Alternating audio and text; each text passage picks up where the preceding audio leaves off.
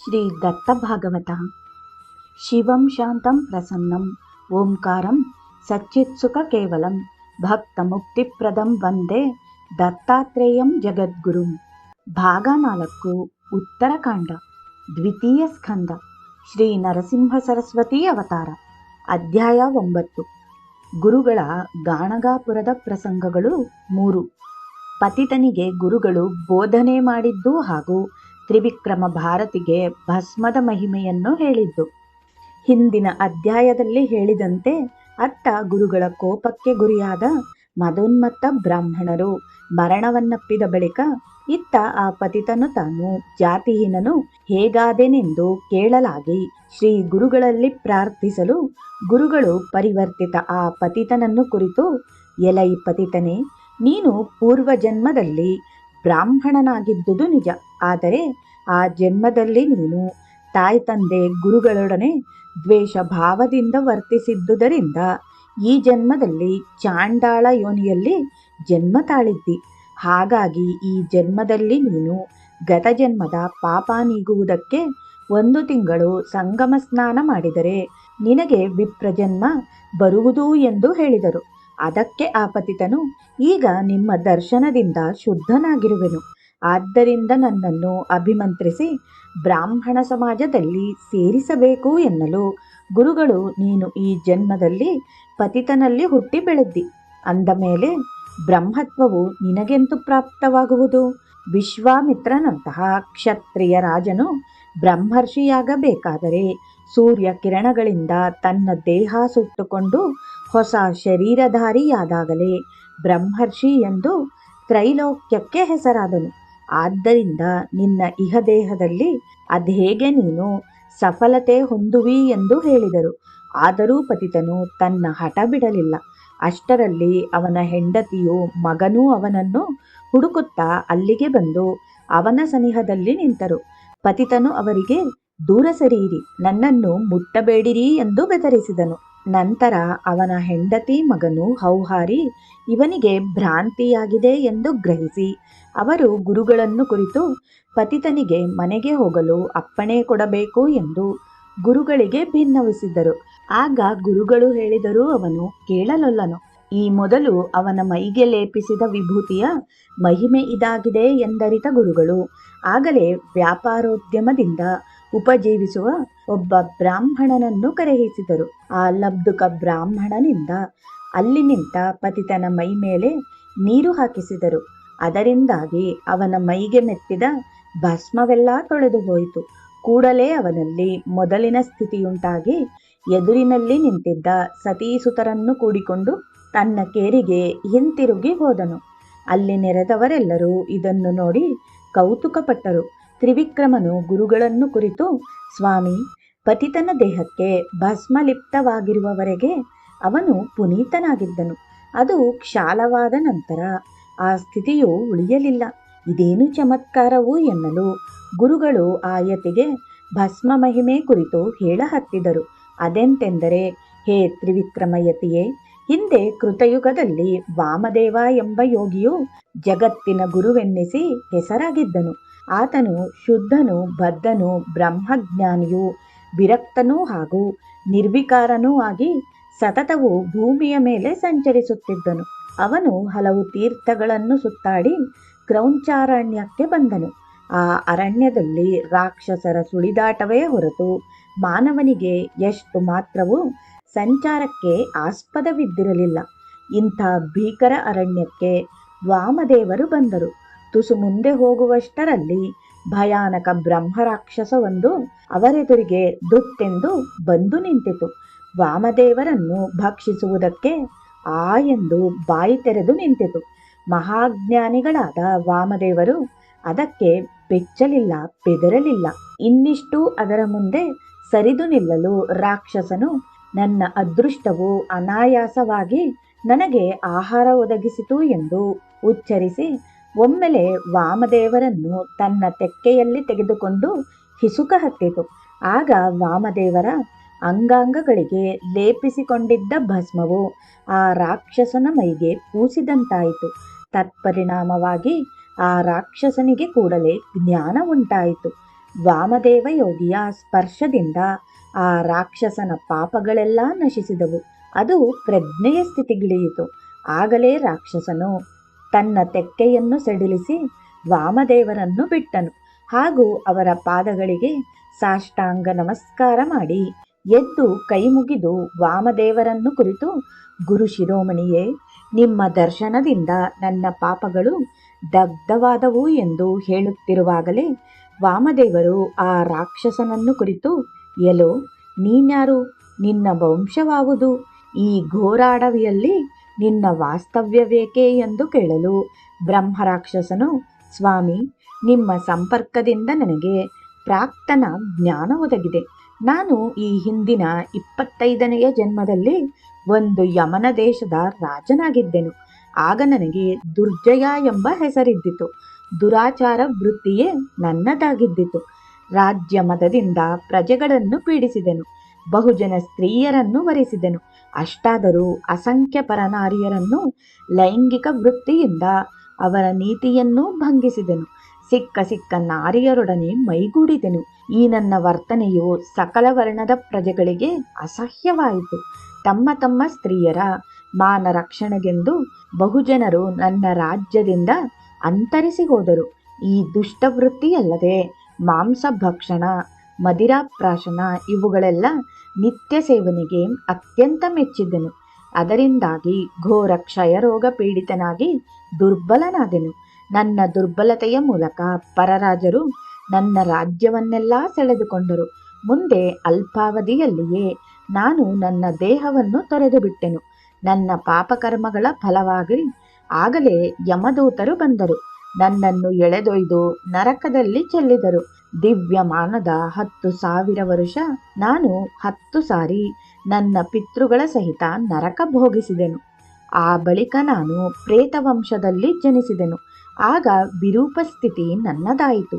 1,000 ಶಿಶ್ನಗಳು ನನ್ನ ಮೈಗೆ ಉತ್ಪನ್ನವಾದವು.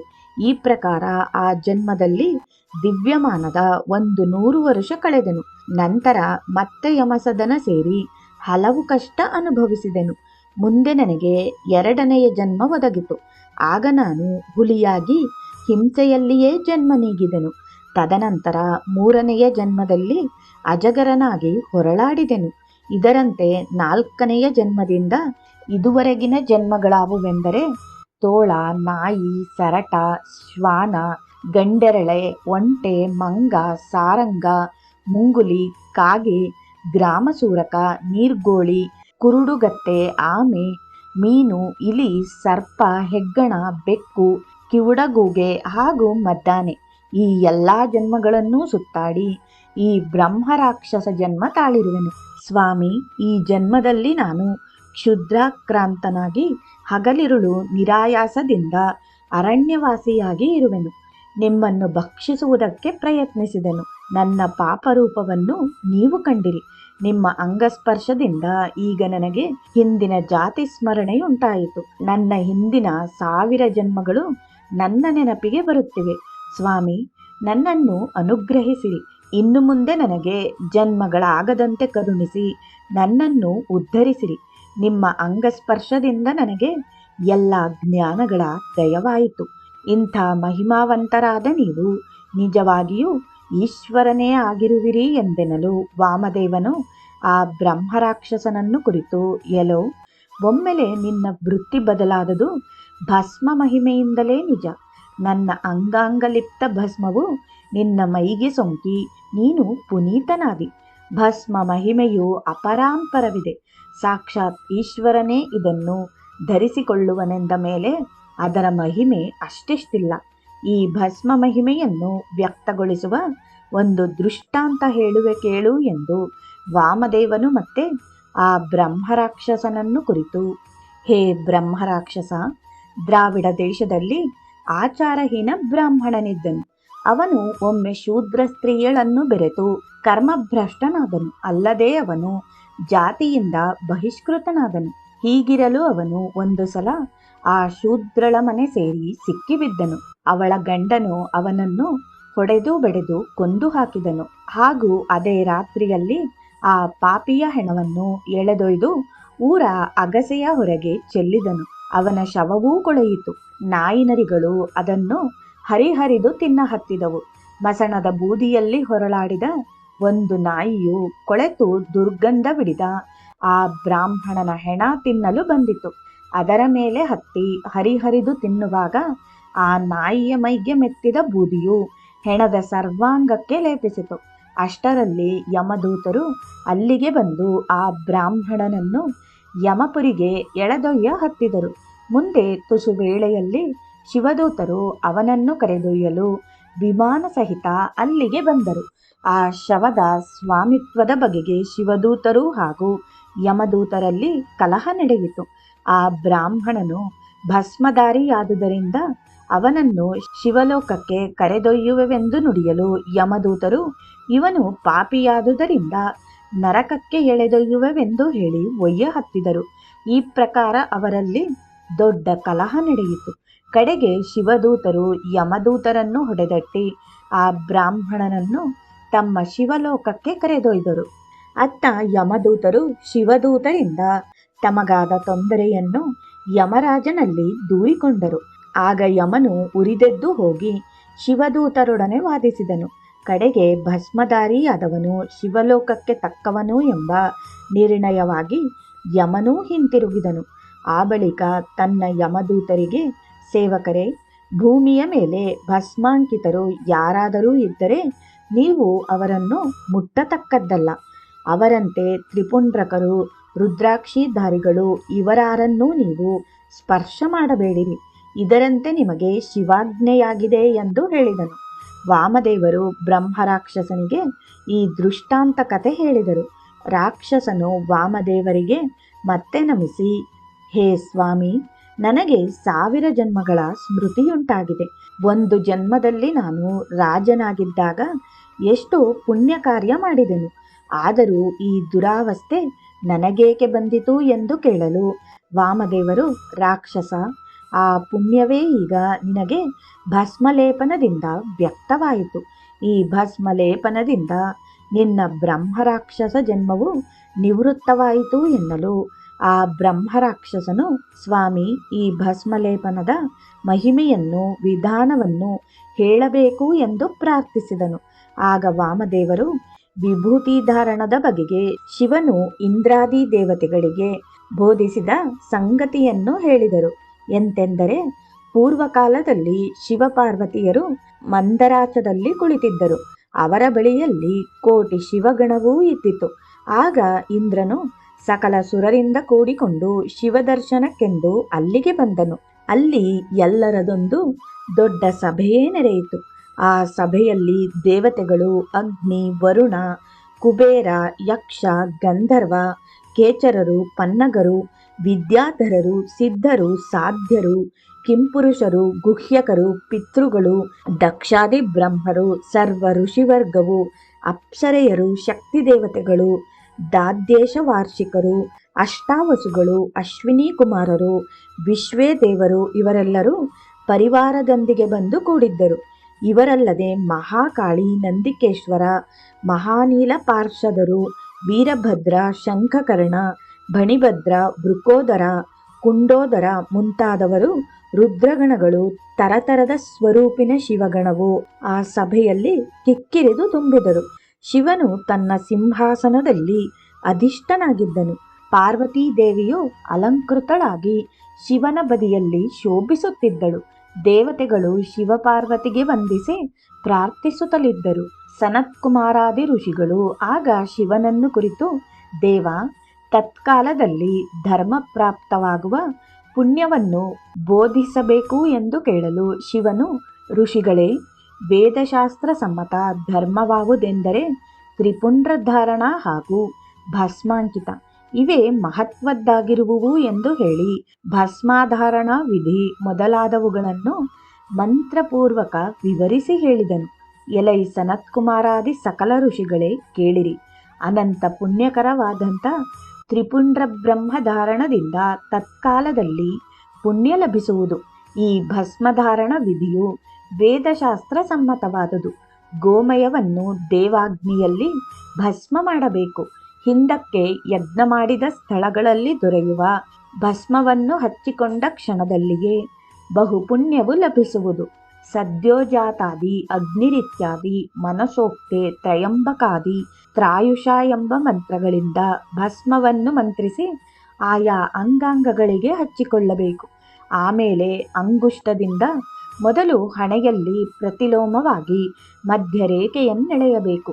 ತರ್ಜನಿ ಮಧ್ಯ ಅನಾಮಿಕಾ ಬೆರಳುಗಳಿಂದ ಕಣ್ಣು ಹುಬ್ಬುಗಳಿಗೆ ಸಮಾನವಾಗಿ ಹಣೆಯಲ್ಲಿ ಭಸ್ಮದ 3 ರೇಖೆಗಳನ್ನು ಅಡ್ಡ ಎಳೆಯಬೇಕು.